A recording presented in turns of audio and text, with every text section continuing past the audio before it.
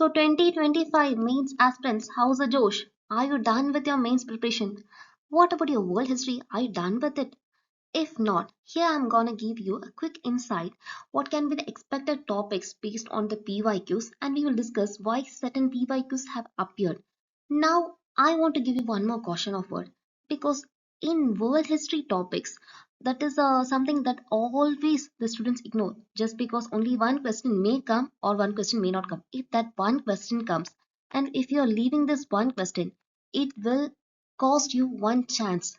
Again, cracking the pre and then going for mains is like a big game. It's not something that will be happening easy, so don't take any risk. Don't just think that world history may not come. World history is having a high probability to come in this year, because you know that the contemporary issues that are happening, and even the kind of escalation that happened between India and Pakistan recently, this all thing hints towards a world history question for sure. The post independence history as well as world history, from these two areas you should expect a question this year. So now let's see the PYQ analysis as well as the contemporary forecast, because of from 2023 to 2021 questions I'm discussing. And we will see what are the trends that has happened, what are the areas that they have been covering, and with this, what will be the probable questions that can appear in this year based on the news that has happened in 1 or 2 years. Okay. So based on the previous year trend, you can see that the question already appear from these areas. Industrial revolution is a must topic, that is something very favorite. But now if you ask me this year, there is a high chance, since this is a digital age and that is being having a high revolution, because this past 2 years is seeing the AI revolution itself happening. So instead of this industrial revolution, you can expect a question in the area of digital revolution and how that is shaping the world. That can also be one of the question. And then the revolutions as well as the ideology foundation. When it comes to this topic, the themes like liberty, equality, nationalism, republicanism, these are the favorite topics. So you must already have a ready-made definition in your notes. Sorry, this is high time. You should have all these things in your mind. The notes time, etc., is over now. Now you should have all these definition as a stick to point in your mind, that is ready to be written. Whenever the answer need to be written, you have to write it at a time. Then the world war and the interwar period, this is also one of the favorite topic, in that the area in which they ask us what is the causation and how the global shift has been, and what is the crisis of democracy that has happened when this kind of world war is happening. Now again, one more thing, since this is a high time, we are seeing lot of wars that is happening. The crisis of democracy is always an important topic, both in GS 2 paper as well as in GS4, even in essay paper also. This is an important topic. If you ask me, and we are discussing GS1 related world history. So other three papers, that is the GS2, GS4 also, as well as SC, this is having a high chance. GS3 is an exception, because in GS3 you cannot expect questions on war, but you can expect like the war equipments, how they are evolving and how the war is changing. What is the dynamics in which the previous world war has happened, and what will be the dynamic in which a new world war, if a new world war happen, what will be the strategies that will be standing out different, and how, what will be the position of each countries in that, or especially the thing will be asked on the South Asia or the India precisely. Those kind of question can be asked. Now the revolution and ideological foundation, if we discuss the detail about this topic, as we have already seen, the core themes is like the liberty, equality, nationalism, republicanism. So you need to have a crisp definition for all these things. Now in 2019, a PYQ, this is a PYQ, okay, this is a PYQ. In PYQ, you can see that explain how the foundation of the modern world was laid by the American as well as the French Revolution. So they are not talking about just one revolution, they're clubbing both the revolution and saying that what was the foundation that has been laid by these two revolutions to the modern world. Now in 2013, the next question was that the American Revolution was an economic revolt against mercantilism. So we have to substantiate why this is your statement is right. Okay. Now based on this trend, you can see how they are saying. They are linking the revolution with the long-term global impact. Like what is the impact on democracy? What is the impact on capitalism? What is the impact on mercantilism? Or what is the impact on nationalism? or what is the, see, capitalism, mechanism, both are aligning with the same thing. Okay, so nationalism, etc. So they are linking the long-term impact. That too, they are focusing on not a micro impact, they are focusing on a macro impact. That is, they are focusing on a global impact on these kind of democracy, capitalism, nationalism like core themes. Now the conceptual questions that goes beyond events, and it focuses on ideas and consequence. So these kind of questions are focusing on the ideas as well as on the consequences of that. Now about the second topic, that is the industrial revolution. It is the age-old topic that has been appeared many times. Now if you ask me, if this theme is being asked, you must always be in an advantageous position by having a ready-made answer with you, because this is a topic that has happened even in your 8th standard examination. So it should not be a rocket science for you. Already have a ready-made answer with you, so you are not wasting so much time in the examination hall for that. Now the core themes that is asked is origin of the revolution, spread, how it has been spread, and what is the consequences, and comparison. So why I'm saying the core themes, because whenever topic is asked, make sure you're writing on these four subheads as we already discussed. The 7-5-3 rule for mains answer writing. If you remember that, you can follow this. If you're having the core themes in your head plotted, you can use the 7-5-3, or at least you can use it in 7-4-3 format, because whichever is available, you can choose that rule of writing the answer. If you don't have such a rule to write the answer, you are not going to become a topper. If you want to be in the rank list within the 100 ranks, or within the list also, because the one who is getting the last rank and one who is getting out of the list is just having a difference of 10 marks, or sometimes even barely 5 marks, or sometimes even 1 mark will matter to you to be in the list and to be out of the list. So always get prepared for this. Now 2015 PYQ is that, why did the industrial revolution first occur in England? Discuss the quality of life compared with the India. Then 2013 latecomer industrial revolution in Japan involved certain factors that were marked different. So these were the PYQs. Then the trend is that they are not asking when and where. When the revolution happened is not the question. Where the revolution happened is also not the question, because they are already saying this happened in Japan, this happened in England. Now they're only asking that what was the impact on people. Impact on people is important, and impact on the quality of life. If quality of life means you're relating that to the people. Now, what is the comparative models of the industrialization? You can compare it also, because you're comparing how it started with England, and when it came to India, what was the impact? What was the quality of life difference both in both the countries? So that is a comparative study. Okay, next thing. The third theme is the world wars and the interwar period. The core theme is the causation of the world wars, and then global shift that has happened during the interwar period and the world war period, and then crisis of democracy. If you ask me among this, what is the most important topic, I will say crisis of democracy is the number one topic, because it's not just a topic for you uh, world history. It's also a topic for your GS2 paper. It is a topic for your ethics paper. It is a topic for your essay paper also. Then the global shift. This is again a topic for GS2 for international relation. IR also this can be a topic, and even GS1 world history also it can be a topic. Now, the PYQ is a serious challenges to democratic state system between the two world wars. So you can evaluate it. Now, probable question can happen. Will there be a third world war? That will be controversial. So, such kind of question is not expected from such a reputed body. So, don't think on that lines. That is least expected. Now, 2015, to what extent can Germany be held responsible for causing the two world wars?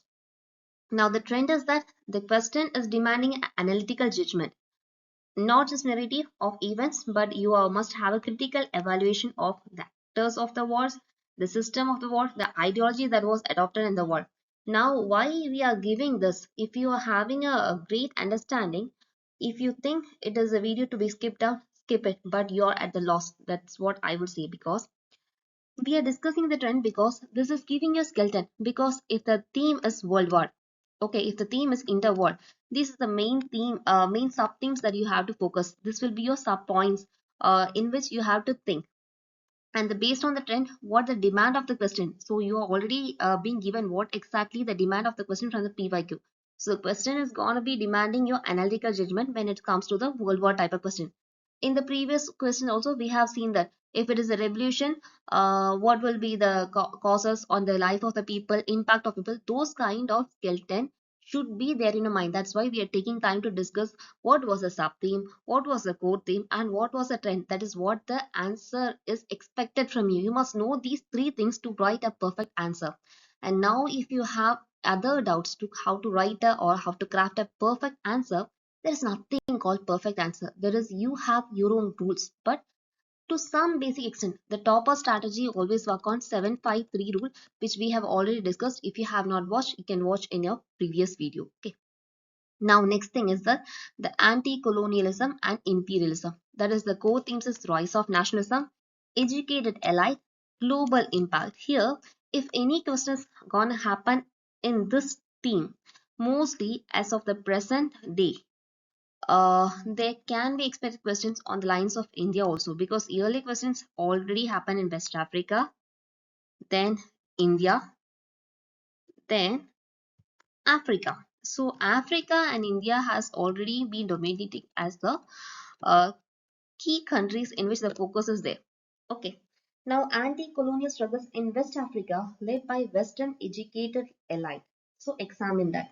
Next question that happened in 2014 is that political, economic, and social developments in the world that motivated anti-colonial struggle in India. This is something that can be regarded as a post-independent history question also, as well as a world history question also. 2013, Africa was chopped into states. Sorry, not post-Indian history. It's a part of modern Indian history. Okay, that was my slip of tongue. Africa was chopped into states artificially created by European competition analysts. Now, when it comes to Africa, Africa has always been a favorite topic. Okay, it means Africa is the favorite topic. If you ask me, this year means, you know, the situation in East Africa, etc.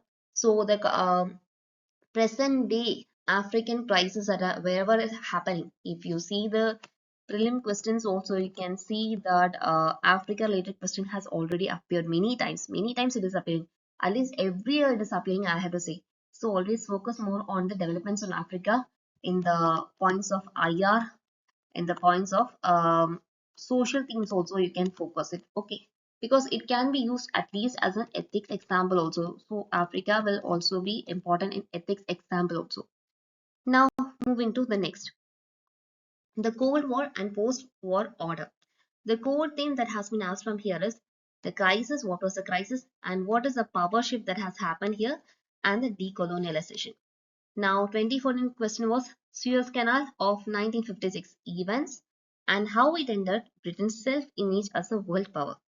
The trend is that they're highlighting the turning points in geopolitics, focusing on decline of the colonial power and the rise of the new power like US, USSR. That is the power shift. What is the power shift that has happened after the fall of the major colonial power was UK, right? So after them, who is taking the dominating scene and the Cold War diplomacy.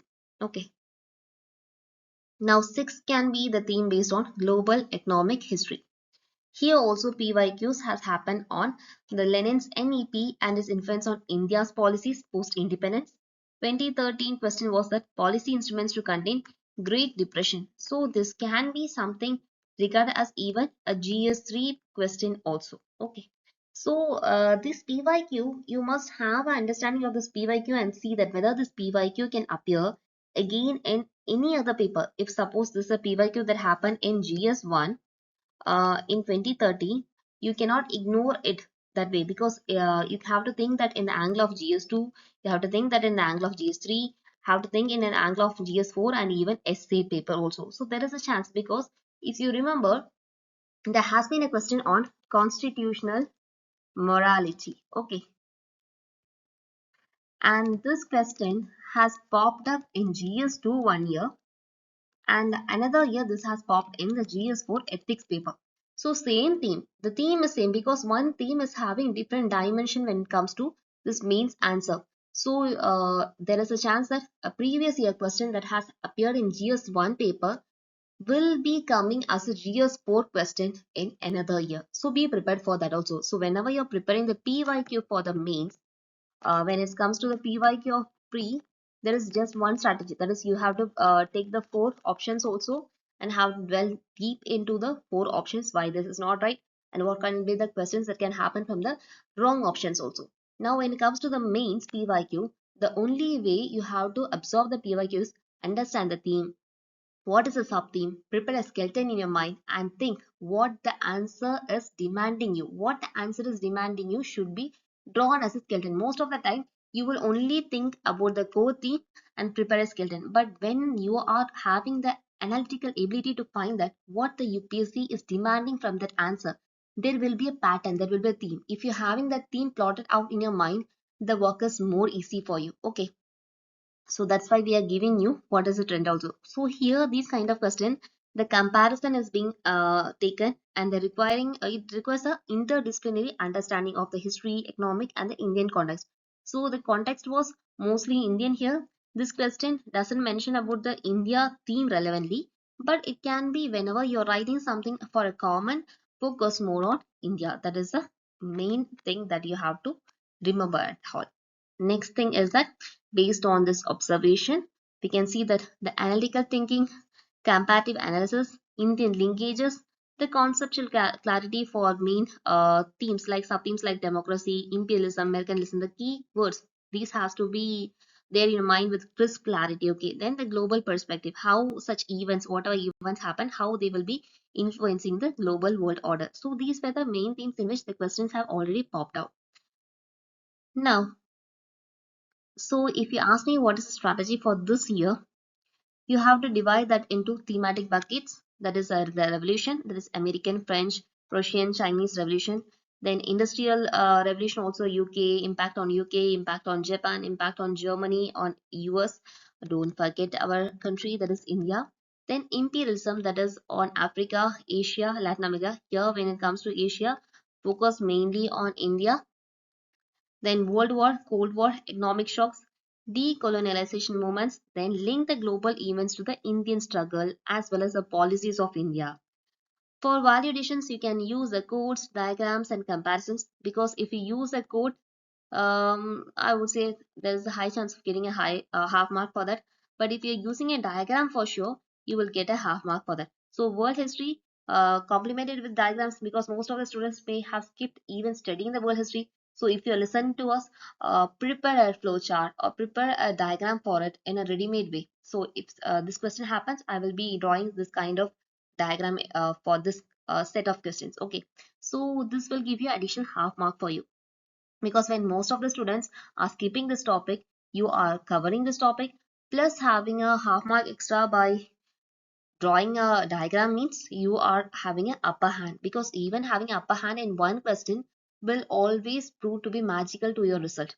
Next, you have to integrate this GS1 and GS3 perspective if you ask me, associate with GS4 also. That is, so we have covered all the important PYQs of the world history so far.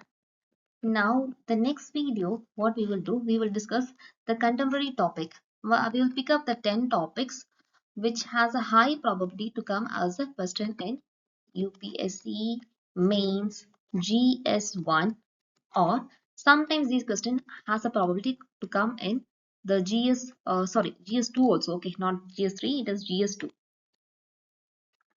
So GS2 for the IR sections because the IR as well as the world history topics is always closely related. So we will discuss the 10 important topics based on the current affairs for world history. What are the probable or expected topics that can come in this year 2025 means either in GS1 or for the IR paper in GS2. This will also be useful for who are writing optional with the political science and international relations. So PSIR, if that is your optional, even the IR section questions will be helpful for you. So thank you for watching. I hope you liked the video and enjoyed the video. Let us know your views in the comment section.